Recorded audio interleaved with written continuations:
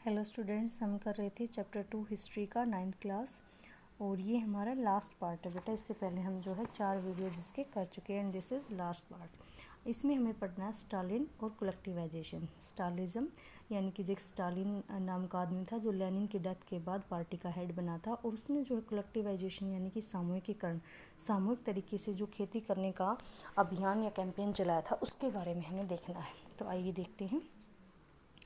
The period of the early planned economy was linked to the disaster of the collectivization of agriculture। जो early plan यानी कि जो starting में जो 5 year plan बने थे वो कलेक्टिवाइजेशन खेती की जो तबाही हुई थी उसके कारण ये सब शुरू हुआ था। By 1927-28 the town in Soviet Russia were facing an acute problem of grain supply.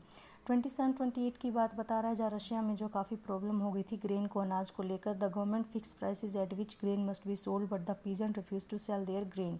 Government ने जो है प्राइसेस फिक्स कर दिए थे कि जो किसान है वो इसी के ऊपर अपना अनाज बेचेंगे, लेकिन किसानों ने भी रिफ्यूज़ कर दिया था, बेचने से मना कर दिया था अपना अनाज। स्टालिन जो लेनिन की डेथ के बाद जो है पार्टी का हेड बना था, उसने जो है इमरजेंसी यानी कि इसके इंट्रोड्यूस इसने जो है क्या स्थिति से निपटने के लिए काफ़ी कड़े कदम उठाने की कोशिश की शुरुआत की। He believed that rich peasant and trader in the countryside were holding stock in the hope of higher price। उसका मानना था कि जो बड़े किसान हैं वो ट्रेडर हैं वो कंट्री साइड में जो ग्रेन को स्टॉक करके रखते हैं ताकि उनको हाई प्राइजेस मिल सके। अब जो उन्होंने क्या किया था, speculation had to be stopped and supplies confiscated. अब उसने सट्टेबाजी को और जो लोग जो है उसने क्या किया, सट्टेबाजी को बंद कर दिया और जो किसानों के पास जो अनाज था उसको जब्त करना, कन्फिस्केटेड यानी उसने जब्त करना शुरू कर दिया था। इन 1928 members toured the grain producing area supervising enforced grain collection। 1928 में इस पार्टी के जो मेंबर थे वो उन इलाकों में यानी कि जहाँ अनाज होता था उन इलाकों में जाते हैं और ज़बरदस्ती किसानों से अनाज खरीदते हैं और कुलक जो है रसिया के जो रिच पीजेंट थे उनको कहा जाता उनके ठिकानों पर छापेमारी करते हैं। As shortage continued the decision was taken to collectivize farm. लेकिन जो शॉर्टेज थी वो तो फिर भी ऐसे ही बनी रही, तो इसलिए डिसीजन लिया गया कि सामूहिक खेती की जाएगी। It was argued that grain shortage were partly due to small size of holding. उनका मानना था कि जो किसानों के पास जो ज़मीनें हैं उनका साइज़ काफ़ी छोटा है जिस कारण से अनाज की दिक्कत आती है, क्योंकि 1917 के बाद किसानों को ज़मीनें सौंप दी गई थी और इन स्मॉल साइज़ के ऊपर जो है मॉडर्न तरीके से खेती नहीं की जा सकती। मॉडर्न तरीके से फार्म को डेवलप करने के लिए, उसको इंडस्ट्रियल लाइन में लाने के लिए अब ये ज़रूरी था कि एलिमिनेट्स किया जाए, जो कुलक है उनका सफाया किया जाए और ज़मीन जो है किसानों से लेकर के और स्टेट यानी कि सरकार के कंट्रोल में दी जाए और बड़े बड़े फार्म बनाए जाएं। What followed was Stalin collectivization program. From 1929 the party forced all peasants to collective farm। 1929 में जो है किसानों को मजबूर किया गया कि वो सामूहिक खेती करे। कलेक्टिव फार्म को कुलखोज कहा जाता था और उनके पास जो भी इम्प्लीमेंट होते थे या लैंड थी सभी को ट्रांसफ़र कर दिया गया कलेक्टिव फार्म के लिए। किसको, सरकार को दे दिया गया।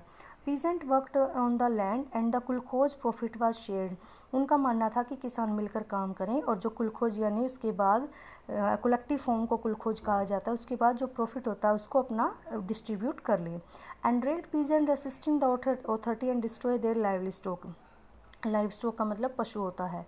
गुस्साए किसानों ने अथॉरिटीज़ का अधिकारियों का विरोध किया और अपने पशुओं को मारना शुरू कर दिया।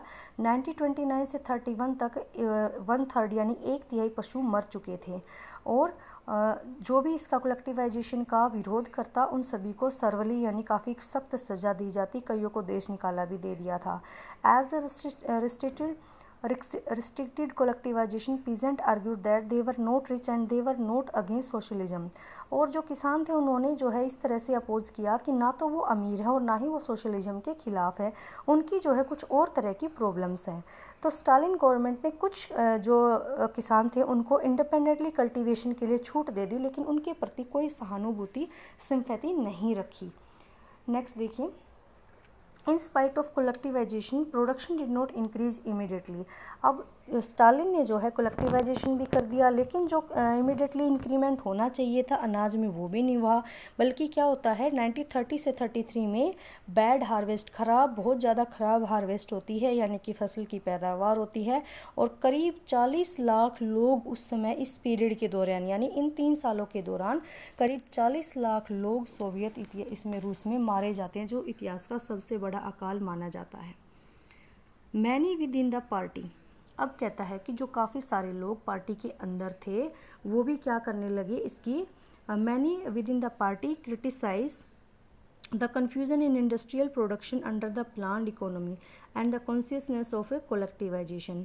जो इंडस्ट्रियल प्रोडक्शन था प्लान्ड इकोनॉमी के तहत चल रहा था, उसके जो नतीजे आ रहे थे तो काफ़ी लोग इसकी भी क्रिटिसिज्म यानी आलोचना करने लगे थे। स्टालिन एंड इज सिंपैथाइजर्स, यानी कि जो स्टालिन के फॉलोवर थे, जो स्टालिन और स्टालिन की जो भी पॉलिसीज़ थी उनको मानने वाले थे, उन्होंने जो है लोगों के खिलाफ, जो भी इसकी क्रिटिसाइज़ करता लोगों को जो है यानी कि साजिश करता समाजवाद की, उनके खिलाफ उन्होंने एक्शन लेना शुरू कर दिया। स्टालिन और उसके सहयोगियों ने आलोचकों के खिलाफ समाजवाद के खिलाफ साजिश का आरोप लगाए कि भाई ये जो है समाजवाद के खिलाफ बोल रहे हैं, क्रिटिसाइज़ कर रहे हैं। तो स्टालिन और उसके जो साथी या समर्थक थे उन्होंने इस तरह के लोगों के ऊपर आरोप लगाना शुरू कर दिया। और उसके बाद काफ़ी सारे लोगों को जो है पूरी कंट्री से काफ़ी सारे लोगों को इस तरह के आरोप लगा कर उन्होंने पकड़ लिया। 1939 तक आते आते 20 लाख से ज़्यादा लोगों को या तो जेलों में डाल दिया या जो सीवर लेबर कैंप्स थे उनके अंदर भेज दिया। और ज़्यादातर जो लोग थे, मोस्ट वर इनोसेंट, ज़्यादातर जो ऐसे लोग थे जिन्होंने कोई क्राइम नहीं कर रखा था, लेकिन उनके लिए कोई बोलने वाला था ही नहीं। A large number were force to make false confession, और कई सारे लोगों को सजाएं दे देकर, यातना दे देकर उनसे झूठी उनसे बयान लिखवा ले गए, कन्फेशन करवा लिया गया, और उसी के बेस पर कईयों को जो है फांसी की सज़ा भी दे दी गई। और जबकि इनमें से बहुत सारे जो टैलेंटेड लोग थे, प्रोफेशनल लोग थे, यानी कि प्रतिभावान पेशेवर लोग थे, काफ़ी टैलेंटेड लोग भी इसके अंदर शामिल थे। नेक्स्ट देखिए, the global influence of the Russian revolution and the USSR. अब जो ग्लोबल यानी कि जो विश्व के ऊपर जो प्रभाव इसका पड़ा उसके बारे में हमें देखना है। Existing socialist party in Europe did not Holi approve of the way the Bolshevik took power and kept. जो यूरोप के अंदर अदर भी जो सोशलिस्ट पार्टियाँ थी उन्हें ये सही नहीं लग रहा था जिस तरह से बोल्शेविक अपना रूल कर रहे थे या उनके पास जो पावर थी। However, the possibility of a worker state fired people's imagination across the world. In many countries, communist party were form. कई सारी कंट्रीज़ में कहता है कि कम्युनिस्ट पार्टियाँ बननी शुरू होगी, जैसे कि communist party of Great Britain में बन गई। Bolshevik encourage colonial people to follow their experiment. अब जो है ये लोग बोल्शेविक जो इनकरेज करते थे कि जो कॉलोनियल पीपल हैं वो भी इनके एक्सपेरिमेंट को फॉलो करें। Many non Russian form outside the USSR participated in the conference of the peoples of the East. एक जो कॉन्फ्रेंस किया था तो वहाँ पर जो है नॉन रशियन लोगों ने भी आउटसाइड से, बाहर से भी इसके अंदर पार्टिसिपेट किया था। एंड द बोल्शेविक फाउंडेड कमिंट्रेन, और जो कि बोल्शेविक ने कमिंट्रेन में आयोजित किया था। इसमें काफ़ी सारे नॉन रशियन ने भी पार्टिसिपेट किया यानी हिस्सा लिया था। सम रिसीव्ड एजुकेशन, कई बाहर वाले लोगों को कम्युनिस्ट यूनिवर्सिटी के अंदर क्या किया गया, एजुकेशन भी दिया गया। By the time of the outbreak of second world war, अब जो है ये बात कर रहा है कि उस समय पर सेकेंड वर्ल्ड वॉर शुरू हो चुका था, और जो सोशलिज्म का एक जो फेस था यूएसएसआर की वजह से सभी को एक अलग से पहचान, समाजवाद की एक अलग पहचान यूएसएसआर ने दिला दी थी। Yet by the 1950s it was acknowledged within the country that the style of government in the USSR was not in keeping with the ideal of Russian Revolution। 1950s तक आते आते लोगों को ये लगने लगा था कि जो सरकार यूएसएसआर में काम कर रही है तो वो उस हिसाब से नहीं कर रही है जिसके लिए रशियन रेवोल्यूशन हुआ था, यानी कि जो आइडियल रशियन रेवोल्यूशन के थे उसके बेस पर वो वर्क नहीं कर रही है। In the world socialist movement to it was recognise that all was not well in the Soviet Union. अब जो है काफ़ी सारे सोशलिस्ट मूवमेंट ये भी देख रहे थे कि जो सोवियत है उसके अंदर सब कुछ ठीक ठाक तो नहीं है। A backward country had become a great power, एक जो पिछड़ा हुआ देश है वो ग्रेट पावर में आ जाता है। एग्रीकल्चर इंडस्ट्रियाँ यहाँ डेवलप हो जाती हैं, भूखों को खाना मिलने लगता है। But it had deny the essential freedom of citizen, लेकिन यहाँ पर जो उनके सिटीजन होते हैं उनको जो फ्रीडम एसेंशियल यानी ज़रूरी होती मिलनी वो वहाँ पर नहीं मिलती है। इवन जो उनके डेवलपमेंट के प्रोजेक्ट हैं उनको भी बड़े रिप्रेसिव पॉलिसीज़ है, उनको बड़े रिप्रेसिव तरीके से लागू किया जाता है। By the end of the 20th century, the international reputation of USSR as a socialist country had declined, though it was recognized that socialist ideals still enjoyed respect among its people. 20वीं शताब्दी तक आते आते internationally जो है international level पर USSR अपनी जो पहचान थी उसको कम करता जा रहा था, लेकिन फिर भी जो वहाँ के लोग थे तो वहाँ के लोग जो अभी भी उसके जो सोशलिस्ट है उसके आइडल में विश्वास करते थे, उनके आदर्शों का सम्मान करते थे. But in each country the idea of socialism were rethought in a variety of different way. लेकिन जो अलग कंट्रीज़ हैं उनमें सब जगह जो समाजवाद की जो परिभाषा कहें या विचार कहें, हर जगह अलग अलग जगह उनके अंदर वैरायटी यानी कि विभिन्नता देखने को मिलती है. तो यहीं पर हमारा चैप्टर ख़त्म होता है बेटा.